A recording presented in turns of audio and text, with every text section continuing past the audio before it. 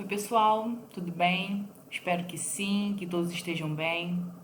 Então, gente, o nosso estudo de hoje é do Livro dos Espíritos. Nós vamos ver o questionamento 163 a 165, estudando sobre a perturbação espiritual no capítulo 3 da Volta à Vida Espiritual. Só que antes da gente iniciar, eu vou fazer a prece, tá bem? Então, vamos acalmar os nossos corações, elevar os nossos pensamentos e que Jesus, nosso amado Mestre, e toda espiritualidade amiga abençoe nosso estudo de hoje, que possamos cada vez mais compreender os ensinamentos que a espiritualidade nos traz através do Livro dos Espíritos e, com isso, buscar sempre o melhor para nós e para o nosso próximo. Abençoe a todos nós, abençoe a nossa amada Casa do Caminho, que recentemente fez aniversário, e que assim possa ser, graças a Deus.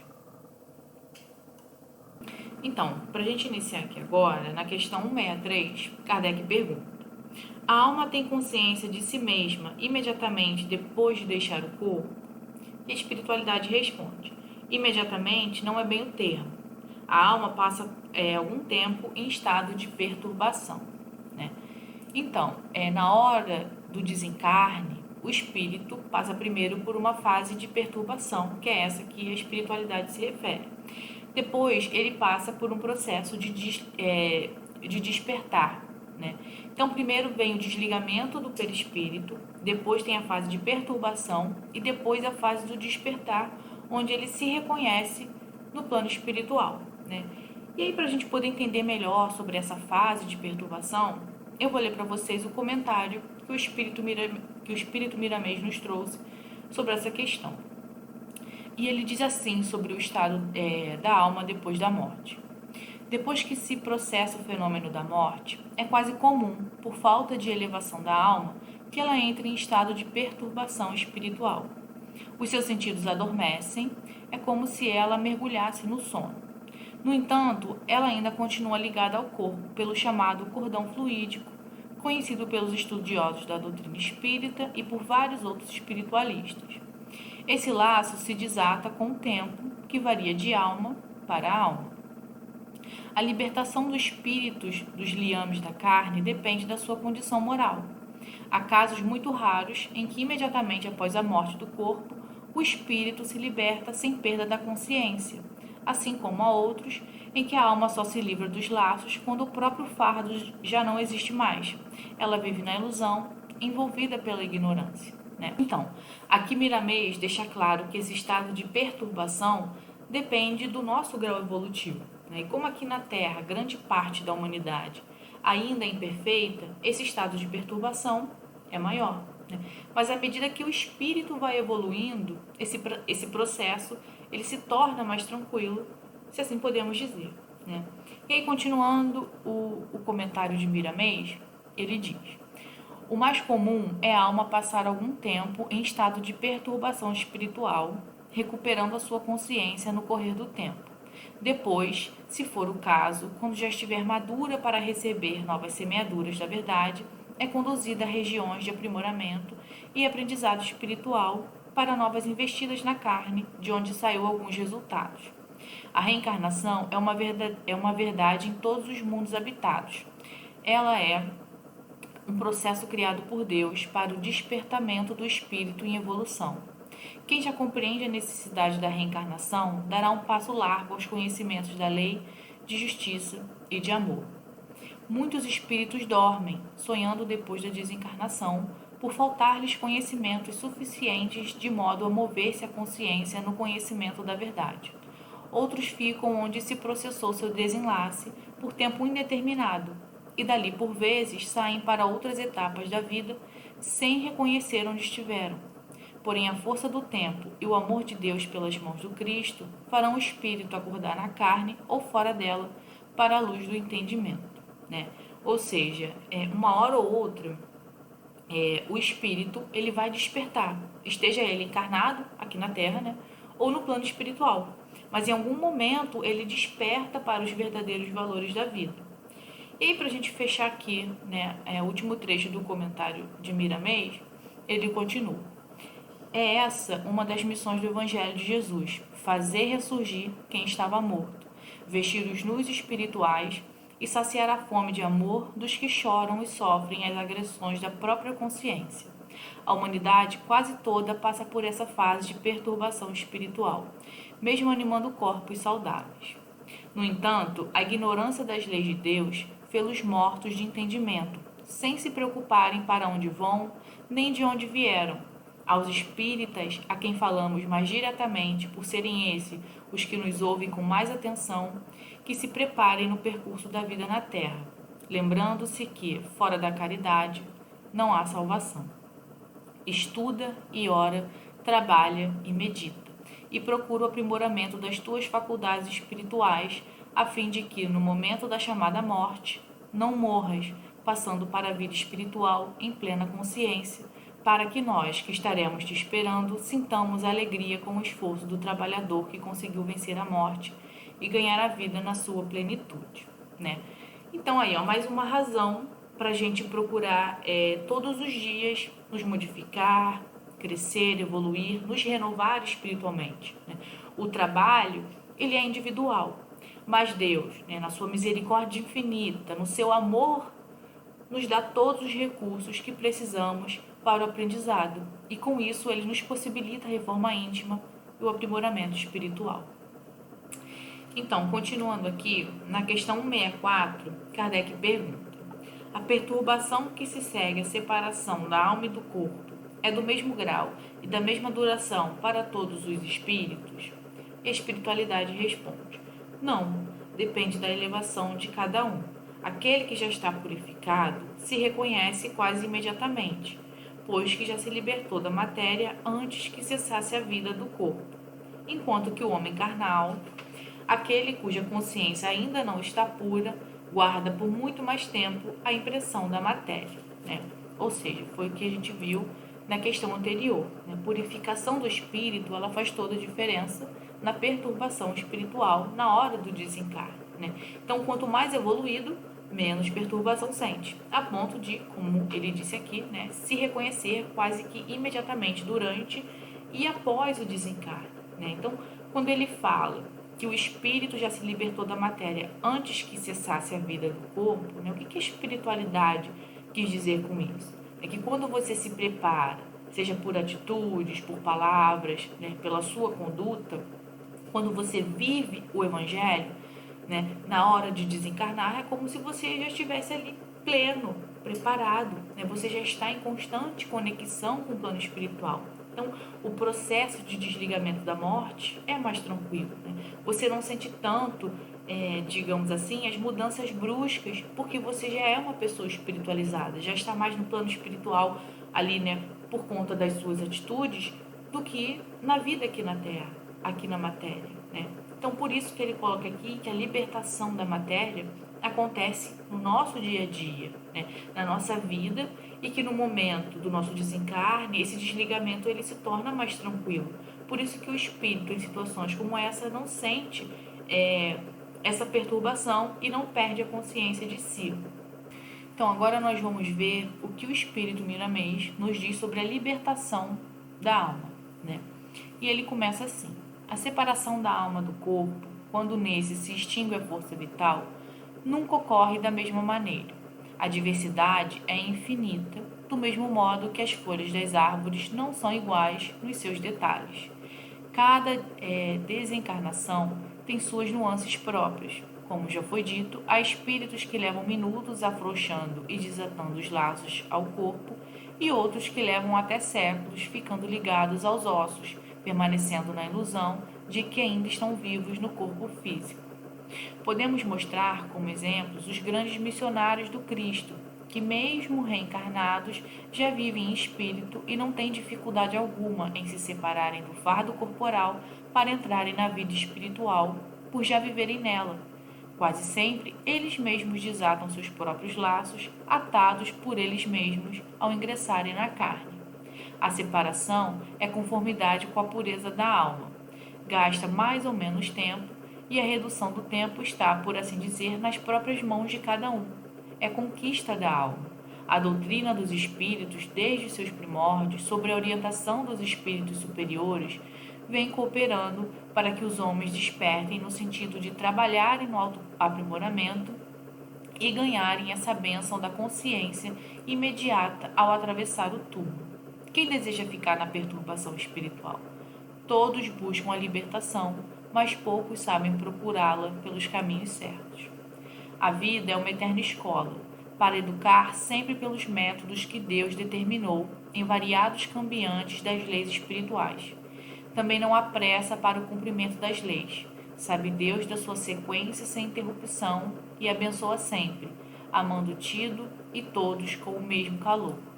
Concitamos aos homens que aprendem a orar, que não esqueçam do alto aprimorado, que lutem todos os dias para viverem bem com o próximo, de sorte a ganhar consciência da vida e ganhar vida na consciência. O livro dos Espíritos, no qual estamos nos inspirando para conversar com os homens, deve ser lido e meditado, pois ele é fonte de muitas instruções, revelando leis que estavam encobertas e que têm o poder de nos livrar de embaraços aos quais a ignorância nos prende. Se ainda não começaste a pensar sobre a tua vida e sobre como viver melhor, começa agora, que chegarás à conclusão de que deves viver em conjunto e paz com todos, trabalhando e ajudando, onde quer que seja, porque toda luz nasce no seio de todos os esforços que se reúnem. A morte do corpo, todos já bem o sabem, é fato natural, mas nunca é aceita como tal, por se esquecer de estudar esse fenômeno à luz do coração. Sempre se deixa para depois, e o tempo vai passando, levando a própria felicidade de cada um.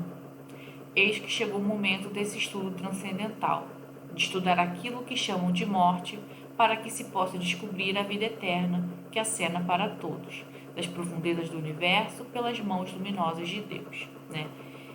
Então, o que nós devemos fazer é trabalhar diariamente, para progredir, para evoluir, para amar. Miramês deixa claro que a separação da alma e do corpo é de acordo com a pureza. Então vamos gastar mais ou menos tempo conforme as nossas atitudes, E esse momento de perturbação, como ele falou, pode nem existir, pode ser de poucos minutos, pode ser de anos ou até mesmo de séculos, Então cabe a nós trabalhar para que seja o mais sutil, mais tranquilo, mais leve possível, e isso só depende de nós.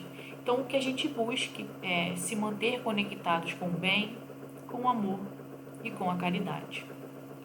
Então, agora a gente vai para a última questão, a questão 165, e Kardec pergunta: o conhecimento do Espiritismo exerce alguma influência sobre a duração mais ou menos longa da perturbação? E a espiritualidade responde: influência muito grande, por isso que o espírito já antecipadamente compreendia sua situação, mas a prática do bem e a consciência pura são o que maior influência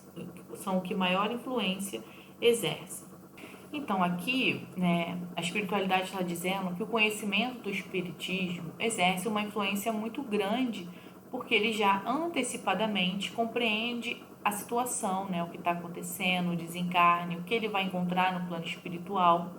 Mas a grande diferença não é o conhecimento, e sim a vivência do que a gente aprende, a vivência do Evangelho, porque são as nossas obras que nos permitem estar no plano espiritual, seja um ambiente, um lugar, uma região de alegrias ou de sofrimento.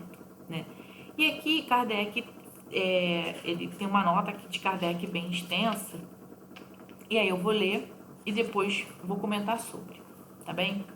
E diz assim: por ocasião da morte, tudo a princípio é confuso. De algum tempo precisa a alma para entrar no conhecimento de si mesma. Ela se acha como que aturdida, no estado de uma pessoa que despertou de profundo sono e procura orientar-se sobre a sua situação. A lucidez das ideias e a memória do passado lhe voltam, à medida que se apaga a influência da matéria que ela acaba de abandonar e à medida que se dissipa a espécie de névoa que lhe obscurece os pensamentos. Muito variável é o tempo que dura a perturbação que se segue à morte. Pode ser de algumas horas, como também de muitos meses e até de muitos anos. Aqueles que, desde quando ainda viviam na terra, se identificarem com o estado futuro que os aguardava, são os em que menos longa ela é, porque esses compreendem imediatamente a posição em que se encontram. Aquela perturbação apresenta circunstâncias especiais de acordo com os caracteres dos indivíduos e principalmente com o gênero de morte. Nos casos de morte violenta por suicídio, suplício, acidente, apoplexia, ferimentos, etc., o espírito fica surpreendido, espantado e não acredita estar morto. Obstinadamente sustenta que não o está. No entanto, vê o seu próprio corpo, reconhece que esse corpo é seu, mas não compreende que se ache separado dele. Acerca-se das pessoas a quem estima, fala-lhes e não percebe, porque elas não o ouvem. Semelhante ilusão se prolonga até o completo desprendimento do perispírito. Só então o espírito se reconhece como tal e compreende que não pertence mais ao número dos vivos. Este fenômeno se explica facilmente. Surpreendido de improviso pela morte, o espírito fica atordoado com a brusca mudança que nele se operou. Considera ainda a morte como sinônimo de destruição, de aniquilamento. Ora, porque pensa, vê, ouve, tem a sensação de não estar morto. Mais lhe aumenta a ilusão o fato de se ver com um corpo semelhante, na forma ao precedente, mas cuja natureza etérea ainda não teve tempo de estudar. Julga-o sólido e compacto como o primeiro, e quando se lhe chama atenção para este ponto, admira-se de não poder palpá-lo.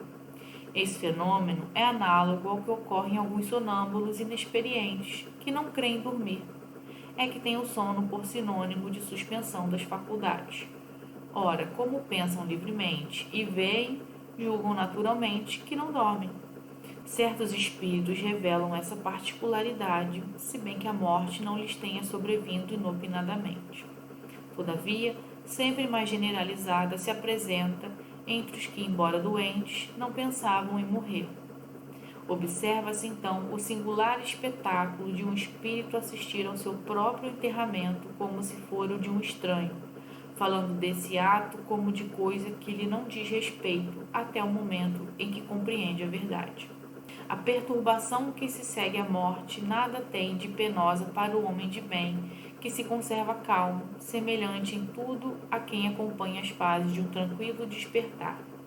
Para aquele cuja consciência ainda não está pura, a perturbação é cheia de ansiedade e de angústias, que aumentam à proporção que ele da sua situação se compenetra. Nos casos de morte coletiva, tem sido observado que todos os que perecem ao mesmo tempo nem sempre tornam a ver-se logo. Presas na perturbação que se segue à morte, cada um vai para o seu lado ou só se preocupa com os que lhe interessam. Então, Kardec aqui nos explica um pouco mais sobre as observações já feitas, pela espiritualidade, pelo espírito miramês, e que de forma muito objetiva nos diz que o conhecimento ele faz muita diferença, mas que na realidade a maior influência depende da vivência, da prática do Evangelho de Jesus. Quanto mais conhecimento nós tivermos do plano espiritual, da vida após a morte, da imortalidade da alma, e quanto mais nós vivenciarmos o Evangelho em nossas vidas, procurando realmente aplicar a lei de justiça, de amor e de caridade, menos perturbação nós sentiremos, mais rapidamente nós teremos consciência de nós mesmos no plano espiritual e menos sofrimento, angústia e perturbação.